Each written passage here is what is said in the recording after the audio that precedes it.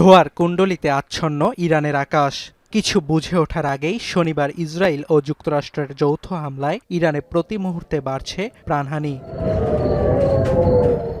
Red crescent জানায়, ইরানের ২৪টি প্রদেশে হামলা চালিয়ে ২ শতাধিক মানুষকে হত্যা করেছে ইসরায়েল ও যুক্তরাষ্ট্র। হামলা থেকে রেহাই পায়নি খামেনির বাসভবন ও গোয়েন্দা কার্যালয় সহ একাধিক সরকারি গুরুত্বপূর্ণ স্থাপনা। এরই মধ্যে হতাহতের শঙ্কায় তেহরানের প্রায় ১ কোটি বাসিন্দাকে শহর ছাড়ার নির্দেশ দিয়েছে সুপ্রিম কাউন্সিল। রয়টার্সের দাবি, হামলায় শুধু শিক্ষার্থী ও বেসামরিক নাগরিক নয়, প্রাণ গেছে ইরানের প্রতিরক্ষা মন্ত্রী আমির নাসিরজাদে ও আইআরজিসির এক শীর্ষ সামরিক কর্মকর্তার।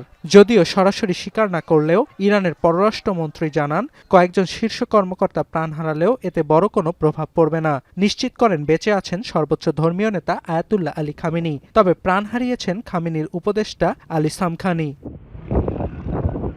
এদিকে ইরানের মধ্যাঞ্চলে নতুন করে হামলা শুরু করেছে ইসরায়েলের সেনাবাহিনী।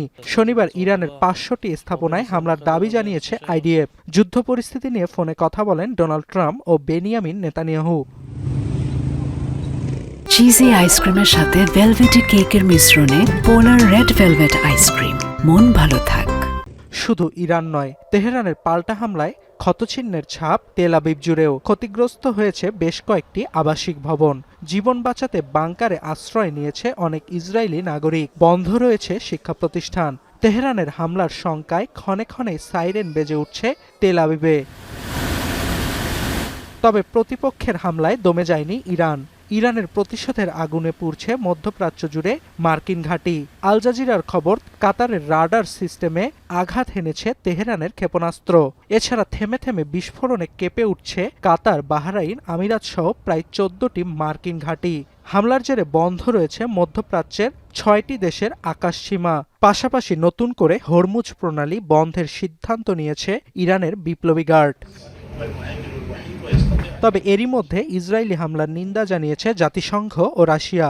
আহ্বান করা হয়েছে নিরাপত্তা পরিষদের জরুরি সভা। উত্তেজনা কমাতে সংলাপের আহ্বান চীন, ওমান, তুরস্কের। তবে ইরানকে পাল্টা হামলা বন্ধ করে প্রতিপক্ষের সঙ্গে সংলাপে বসার আহ্বান জানিয়েছে যুক্তরাজ্য ও জার্মানি।